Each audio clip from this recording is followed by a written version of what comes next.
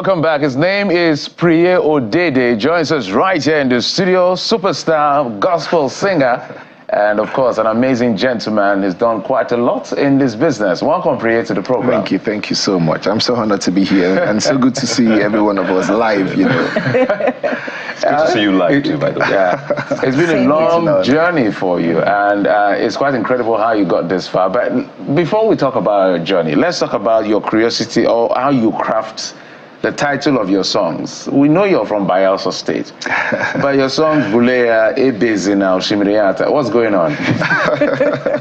You know, I always get this, and first of all, thank you for having me. And it's so good to be on Channels TV. I never knew it was such a beautiful place. See the seats, see everywhere. So cool. And so good to actually meet you, absolutely, you know, one-on-one, and every one of us. So, Ebezina, I schooled in Abia State University. So that actually got me closer to a lot of Igbos, and of course from my church then, Assemblies of God, you know, we had a lot of Igbos as the domineering, members in the church. So somehow I got to learn, you know, the Igbo language. As at that time too, it was easy to communicate some of these words. You know, there are words, if you can't say, you want to call God Osimiriatata, it makes more sense. If you say the river that never runs dry, it doesn't really carry the weight, you know. But when you say Osimiriatata, you can actually feel it. So yeah, the background came from my schooling days and of course church. And besides music, you're also deploying your skill or your reach to young people. We see that you're doing something for children as well, renovation of schools, getting them from the streets to the school. What informs this? You have a personal love for children, or it's just a way of doing some corporate social responsibility from Preye Odede? Okay, outside being part of corporate social responsibility, when I was growing up, it wasn't really good. I started serving people when I was really young. You know, I didn't really have the opportunity to go through the very basic, like the basic education from my secondary school. I dropped out when I was in GSS 3, so I had to start all over again, like going through extramural classes before I wrote my JAM and all of that. So it was really difficult as a very young boy, you know, babysitting, you know, taking care of kids, houseboy basically. And I lived in the market for a very long time. It was difficult for me to go to school. And so when I grew up, I said I was never going to see people like kids on the street. So each time we organized some of these meetings, like we had one in a place in Port Harcourt called My One Market. So we went there, saw, you know, when we started the concert, we saw people coming out, kids begging. So we had to reach out to some of these, their parents, and then roofing of the school and renovation, you know, we went to a school and we saw that it was leaking. You know, we just went for one of these outreaches and we saw it was leaking, and these students were almost naked, no uniforms, and we saw some of the kids. So we decided to, you know, provide sanitary pads for the girls and uniforms for the kids, and then decided to roof the school too. And these are from your own personal resources? Of course. Wow. Of course. I think you have such a phenomenal story. Your music is phenomenal, inspired, definitely, but your story is even touching, and I never knew this, and it's quite interesting. I think you should do a session and just share your story. So, because a lot of people will then be able to resonate with you and say, absolutely. Wait a minute, I see myself in him, so if he can do such great things, I can also make it. And I think that's why we have people like you on the show, so we can share your inspirational story.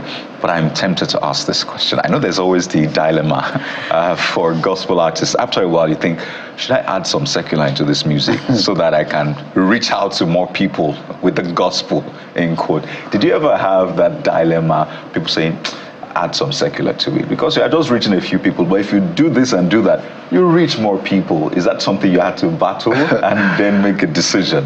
You know, I would never call it a dilemma, because I've never been in that position. I've heard people tell me, oh, can you do this? But then when it comes to the gospel music, it brings life. You know, when you talk about secular music, it's like taking in something. So no offense, okay? So no disrespect. It's like taking in something, after a while it fades off. But the gospel music comes with life. You can imagine someone telling you, hey, I was sick of cancer and I was healed while you were ministering. There is nothing that can be compared to such a testimony. So I've never been in that position where I want to reconsider my stand. You know, sometimes people ask me why gospel music, and I ask, why not gospel music? You know, I can see the way you're vibrating as you're responding to that question. Almost like we want to get into another session. But it's phenomenal. So you're saying that for those who maybe consider that, because after all, they see that they're not really making it in court. So they say, okay, maybe this is a call for me to branch into the market. I don't know. You know, when you say making it, so I would want to ask, you know, so making it, because some people tend to define making it as, you know, the returns financially. You know, of course, that's also something we have to look into, that encourages one to do stuff, you know, making money, returns, and all of that. But then I think for us, making it is actually the impact, the souls you reach out to, the people, lives that have been transformed. I think it brings it gives more fulfillment, maybe, to be compared to making. I don't know what you mean by that, but then okay, now we're going to go back to how you got here in the first place. So, because it's important, it's a show that we try to reach out to a lot of young people, and the only way to make this happen is to follow someone's story. So we're going to play this particular song. Ebezina is one of, you know, I'll call it introduction song for Preye Odede. Many years ago in the city of Port Harcourt. Let's take a listen. Yeah, and today, well, he's gone on to do several other songs. Preye, that song has a lot of story behind it. You shared a bit of it, but tell us about the journey on how you got here and what inspired that particular song, Ebezina. I've shared this story a lot of times, and okay, let me go again.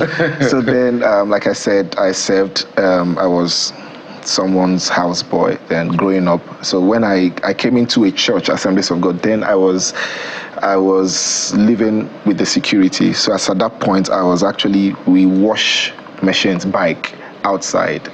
And then somehow it was really, really, really terrible. We didn't have a place to stay. By that I mean my family. And then we were living in one batch. I wish I give you that picture. I saw it online.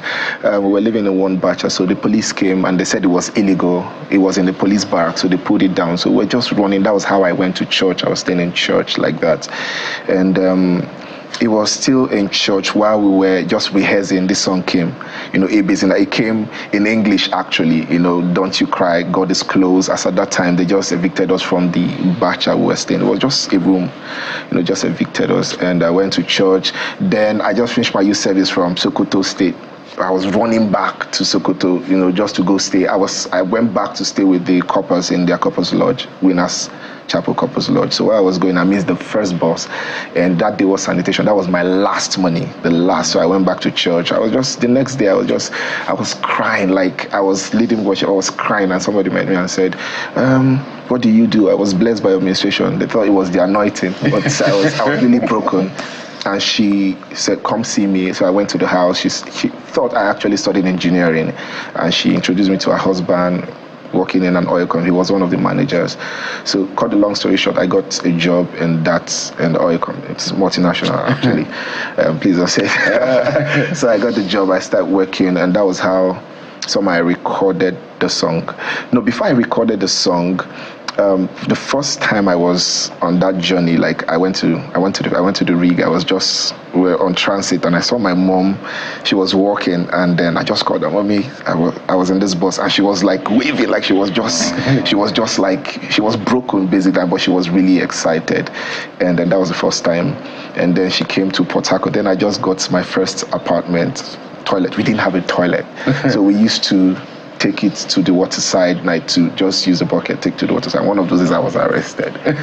Like I was, soiling the sea and polluting the environment, and she entered the house and she saw the visitor's toilet and she went and she was just crying. She was so excited because that was the first time in a long while she was getting to experience, water system, as we used to call it.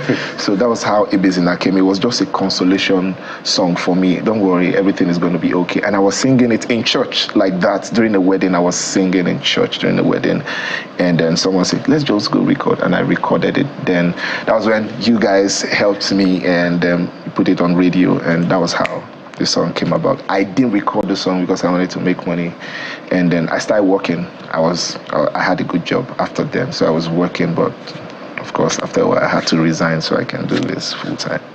Wow. So you resigned from the oil company.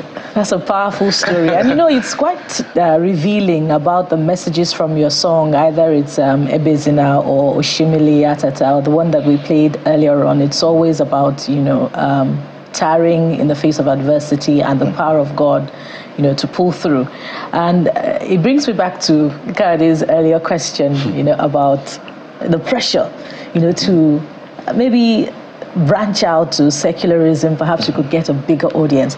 But we've seen amazingly how, some other artists in the secular mainstream branch out or specialize, that's the word, into gospel. And we can mention a few of them, even a Fuji artist, long-time Fuji artist doing gospel, and we find his video online.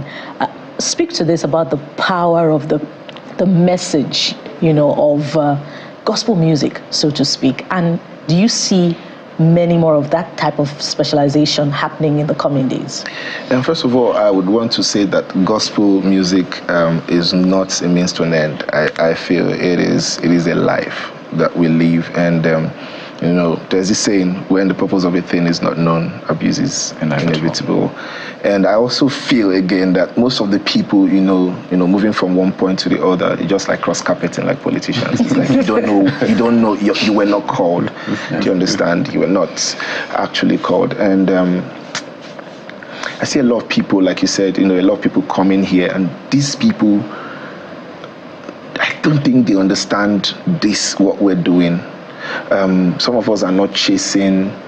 We're not chasing funds. We're not chasing this fund. That is why sometimes some persons are satisfied. Yes, it's good to know that people sing your songs. Like you go for meetings. Like I just came back from Kumasi. Was it yesterday? So I decided to stay back for this meeting. It was really good when you see thousands of people, singing to songs like that. Really, really good. But then there's a calling. They say the scripture says that the gospel of Christ to some is foolishness, but to us it is a power unto salvation. Getting this understanding that salvation does not mean, you just know Jesus. It covers everything, your health, every other thing. So when you have this understanding, it keeps you going. There is no point, trying to go. In fact, the audience itself is not about people vibing to the song. The audience is actually in the retainership. When you have people staying back, not because the song is actually trendy.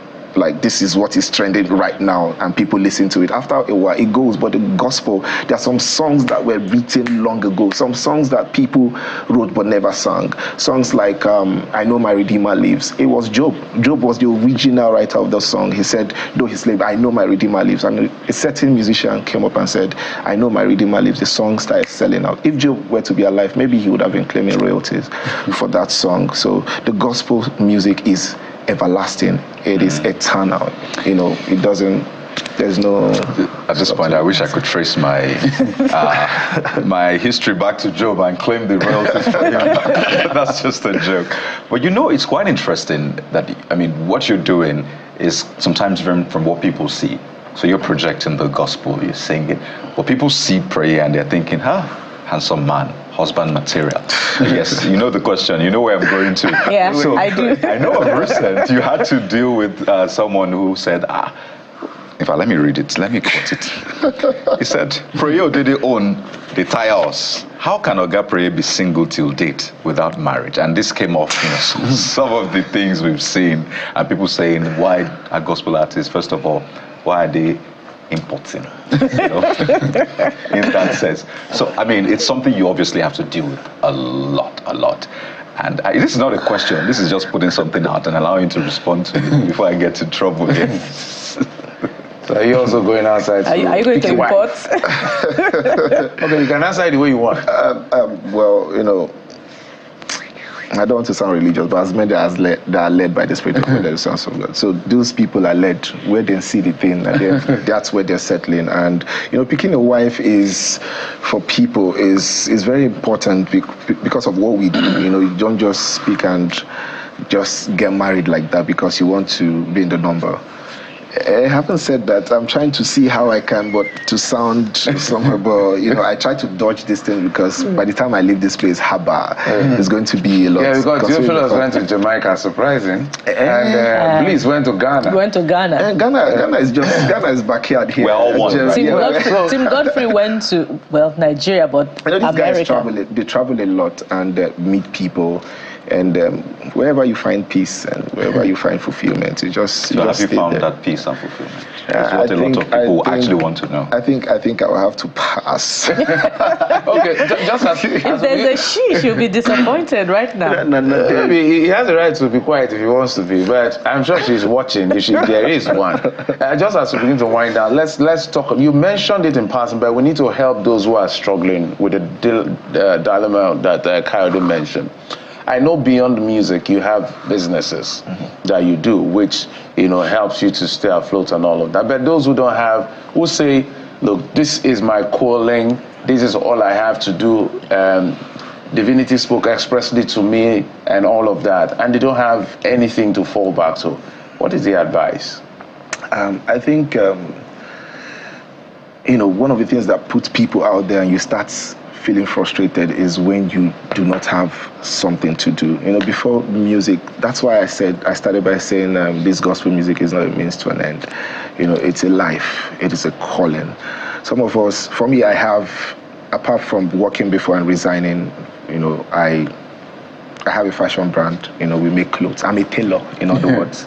Yeah, so I learned how to. No. This wasn't made by me. But most of it. Okay, if you can watch the screen now, or Kaka, most of whatever we're wearing there, everything was made from the female, the suit, everything was. That's Mercy Chinwo. Yeah, that's Mercy. Actually, you know, the business. The other lady that was acting Tracy was supposed to be Mercy as at then. She was on the way to the location. That time she had Mercy has always been a big, you know, a big fish. And she was on traffic before she came. The makeup artist just took up that role. Anyways. Oh, really? Yes, for the Abes in our song.